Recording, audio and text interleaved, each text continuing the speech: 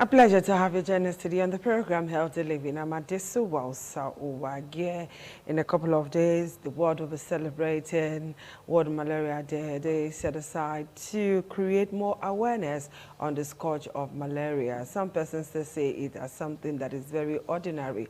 Fine, ordinary if you take it very serious, but some persons would not take it serious until you know, it becomes an emergency case and complications begin to set in. So today, we want to create more awareness on the issue of malaria, particularly on children, because these are the set of persons that die easily as a result of untreated or unattended malaria. I'm being joined today by Dr. Lawrence Idemudia, who is the Chairman, Association of Medical Laboratory Scientists of Nigeria, Edo State Branch. Happy to have you join us today. Thank you. Okay, all right. It's been a while. Is that? Yeah, a long while. Okay, so the theme for this year's celebration is to deliver zero malaria, innovate, and what else again? Implementation, so to speak. Okay. So the team, Doctor, let's start with the team. What's the team about now? Why zero malaria? Okay. Because this is what we have been hearing Over and year over in, again. year out. We want to rid malaria from our community, insecticide and all of that, you know. So why this team? Yeah, it's actually the efforts and the plan of WHO to ensure that by the grace of God, malaria is brought to the zero level. Okay. Basically because the kind of deaths and the fatality and mortality rate of malaria is quite high, and therefore the concerted effort to bring it to the zero level is at the topmost view of the WHO. Okay. And that's why they chose this theme this year, in order that we create the needed awareness. And really, if people at all levels, including governments, were to be doing all that they needed to do, we can achieve zero malaria. Okay. So what are the things put on ground to achieve this? What are the modalities? What are the machineries put on ground already to achieve this? Well, a few years ago, the government rolled out the use of insecticide-treated nets as a preventive measure for malaria, and they did a very wide campaign trying to enforce the use of that net in every home. Okay. And that's from the angle of government. And the level of the individuals, we have always spoken to people about what they need to do, like keeping a clean surrounding, ensure there are no bushes or stagnant waters around you, in a bid that mosquitoes do not thrive.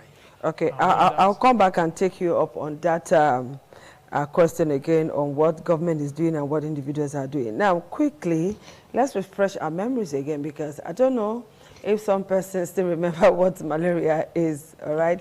And, you know, we keep mistaking one for the other. So quickly, let's see what malaria is and how it is spread. Refresh our memories again, Doctor. All right. Malaria is a disease that is transmitted to humans, or rather caused by a parasite known as the Plasmodium species, and transmitted to humans by the female Anopheles mosquito. Okay. And malaria has several symptoms, one of which is fever. A lot of persons feel that anytime they have fever, they have malaria, which is not true. Okay. There are a lot of other illnesses that can cause fever. So fever is one of the symptoms of malaria. Chills, that's when you are having rigors or shakings. Then we talked about flu-like symptoms like runny nose, coughing. All of these are symptoms of malaria. So malaria is a very fatal disease because it could cause anemia. Humans run because of the blood, because they say the life of anything is in the blood. It's in the blood. And the blood is what gives us the life we live on a daily basis. So if anything that can affect the red blood cells, which carries oxygen from one part of the body to the other, you see that that thing can actually kill. And that's why malaria is a very deadly disease. However, it is treatable and it can also be prevented. Okay, let's look at malaria in children, because most often the time they are the ones that fall victim to this disease. And a lot of parents, I can say that 70, let's say 80% of parents don't see it as a deadly disease. They say, na malaria, we'd rather treat it at home than go to the hospital. Yeah. Okay, so how do we diagnose malaria in children? Oh, wow. The way you diagnose malaria in children is similar to how you diagnose in adults. In adults, at okay. the same time. But, you know, like you have rightly mentioned, the reason why the mortality rate of malaria in children is quite high is because until parents notice the pyrexia, that's the raise in body temperature, often the time they don't get to know that this child probably had malaria. When one of the symptoms of malaria could be weakness of the body, malaise, which you may not be able to see visibly with your naked eyes, or you cannot even feel it in a child easily like that. So because of that, these children can they may have had this malaria over time until their parents are able to see. And when they now see, funny enough, like you mentioned, they may resort to self-help. They don't want to take this child for medical care. And once that is being done, you go to, in some instances, you see that they are even using some of the wrong therapy, and all of that lead to malaria resistance, anti-malaria resistance that can now even take the life of that child. But if medical attention is sought and the proper diagnosis is done and treatment is followed, you see that the child can come out. So diagnosing malaria is what you do in any conventional laboratory, medical laboratory, and in the hospital. You take a sample of blood, make a blood film, and then you are able to diagnose malaria. But however, there are a lot of other techniques, but like I mentioned, malaria affects the blood. So it's blood sample that must be used for the diagnosis of malaria.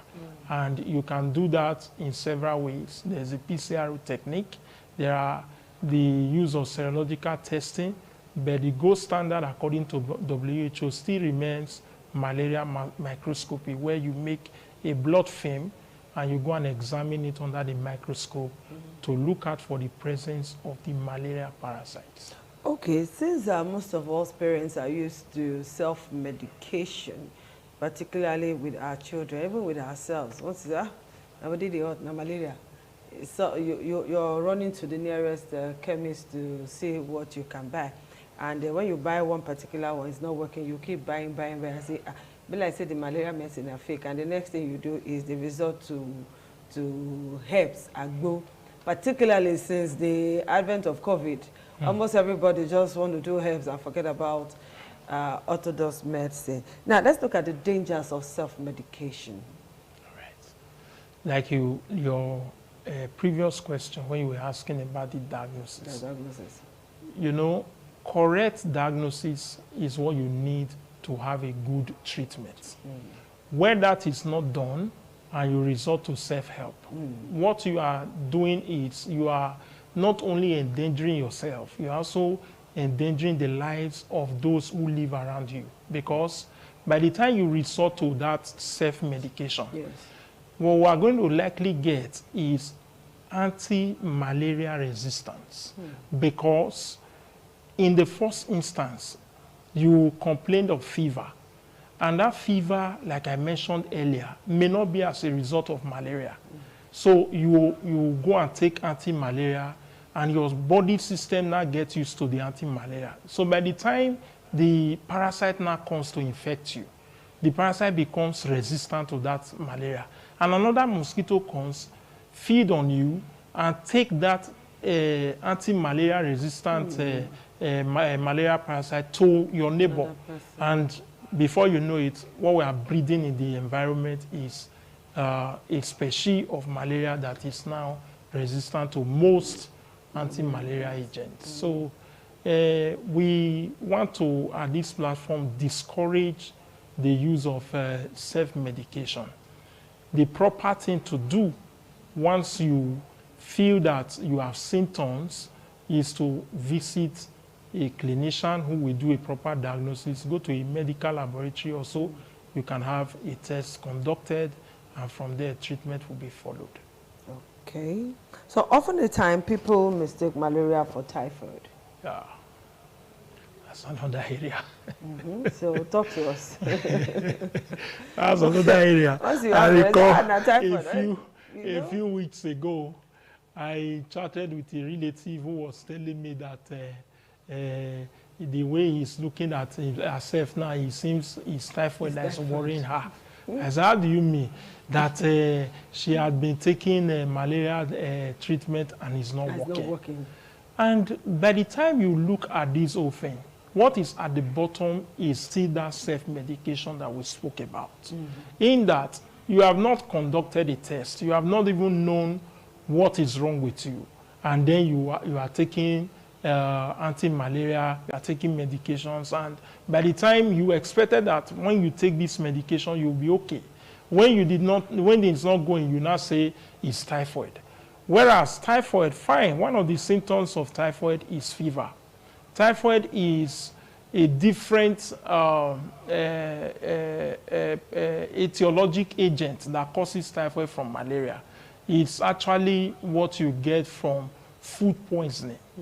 If you take contaminated food and water that has Salmonella typhi or Salmonella paratyphi in them, you can now have, as part of the symptoms that will exhibit from that infection, as fever. Okay. And at that point, you say the individual has typhoid fever. But with the level of sanitary measures that we preach all over the place, ensuring that even in our eateries, whoever will be employed there is properly taken care of, the spread of typhoid fever had reduced to the barest minimum. Okay. But even though we know we could have one or two cases, but I'm able to say that many of our clinicians and some of these patent medicine shops are using the typhoid as a means to exploit the unsuspecting members of the public. All right, let's look at the issue of the vaccine, the long-awaited vaccine. Finally, we have malaria vaccine, and Nigeria is about the first African country next to Ghana, I think, that has keyed into this vaccine chain.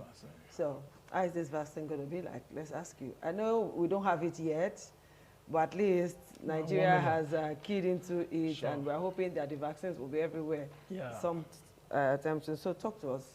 What do you know about this vaccine? Yeah, this malaria vaccine. Generally, is what we use to control some infectious diseases, to immunize people against that particular disease. So malaria vaccine, efforts to developing malaria vaccine have been on for a very long time, for almost 2 decades.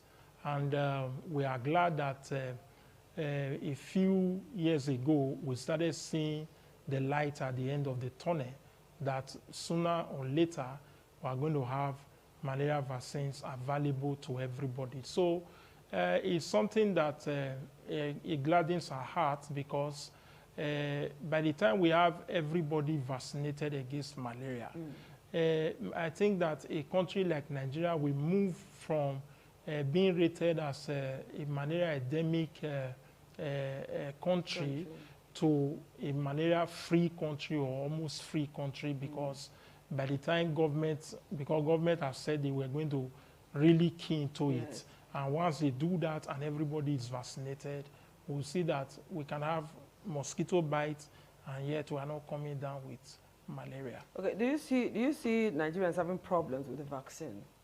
Yeah. Because as it stands, you know, during COVID, a lot of persons did not want to take it. There were so many myths and so many stories are surrounding the COVID vaccine. Now, this is another vaccine. Do you think Nigerians would readily accept the vaccines and want to take the vaccines? Because I'll wait for you to take the vaccine first.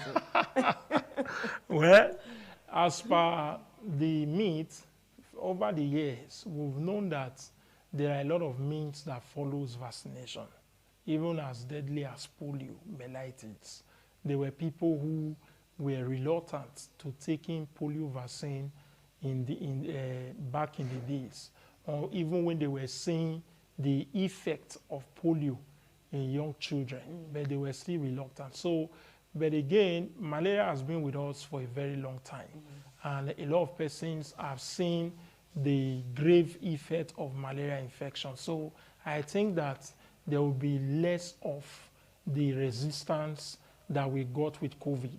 You know, with COVID, even some of us who are medically inclined, we also had some of our doubts in that some of us were like, if, for instance, malaria that have been with us for a long time, yes, we have been, with the concerted efforts that we have had, we have not made breakthrough to getting the vaccine. How come this COVID vaccine was just coming this quickly? It was really available. So that was part of the reason. I tell you, it was even some medically inclined persons that were driving some of those myths, telling you that, oh, the so-called mark of the beast or whatever it was that some of the religious people were also pushing is likely that that's what they are bringing. But for malaria vaccine, it's not likely to be.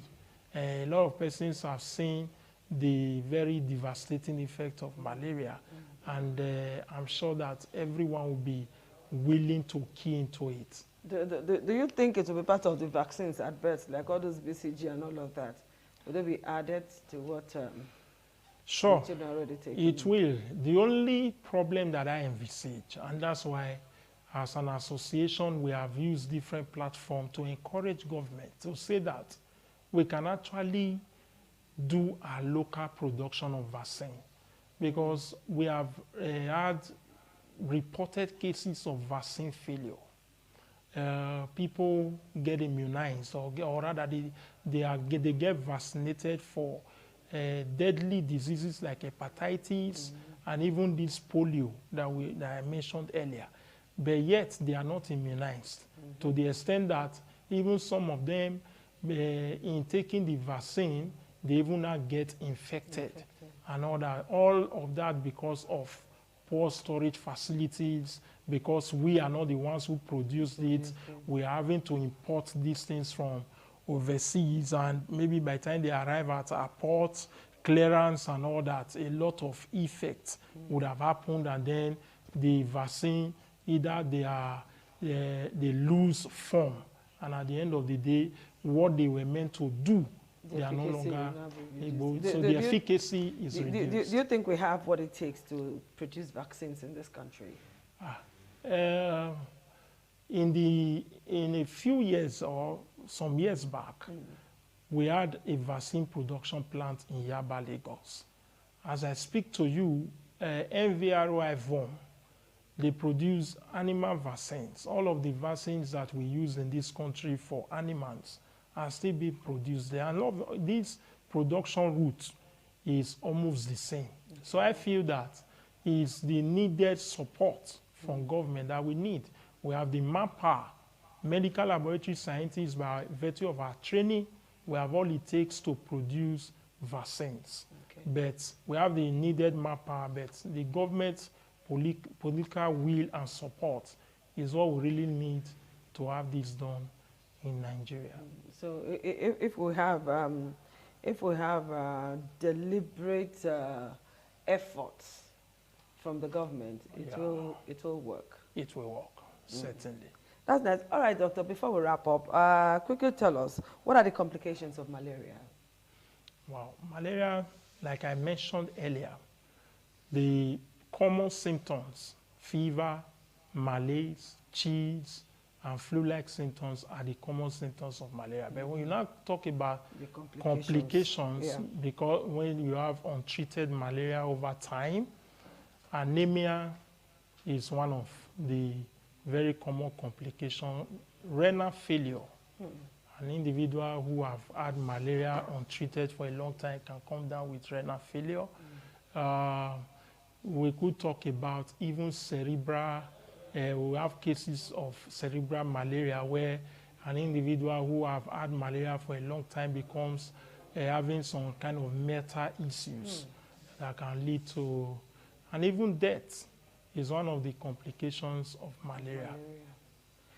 All right, Dr. Lawrence Demodia, Chairman, Association of Medical Laboratory Scientists of Nigeria, Edo State Branch.